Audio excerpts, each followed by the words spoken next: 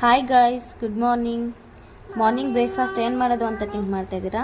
ಬನ್ನಿ, ನಾನು ನಿಮ್ಗೆ ಇವತ್ತು ಒಳ್ಳೆ ಫ್ಲೇವರ್ಫುಲ್ ರೈಸ್ ರೆಸಿಪಿ ಹೇಗೆ ಮಾಡೋದು ಅಂತ ತೋರಿಸ್ಕೊಡ್ತೀನಿ.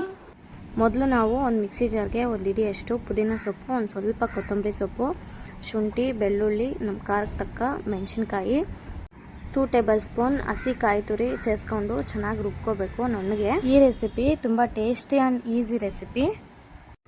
ನೆಕ್ಸ್ಟ್ ನಾವು ಸ್ಟವ್ ಆನ್ ಮಾಡಿಕೊಂಡು ಒಂದು ಕುಕ್ಕರ್ ಇಟ್ಕೊಂಡು ಕುಕ್ಕರ್ಗೆ ಆಯಿಲ್ ಹಾಕಿ, ಆಯಿಲ್ ಹೀಟ್ ಆದಮೇಲೆ ಪಲಾವ್ ಐಟಮು ಮತ್ತು ಈರುಳ್ಳಿ ಹಾಕಿ ಚೆನ್ನಾಗಿ ಫ್ರೈ ಆದಮೇಲೆ ಗೋಲ್ಡನ್ ಕಲರ್ ಬಂದಮೇಲೆ ಈರುಳ್ಳಿ, ಟೊಮೊಟೊ ಹಾಕ್ಕೊಂಡು ಫ್ರೈ ಮಾಡ್ಕೊಳ್ಳಿ.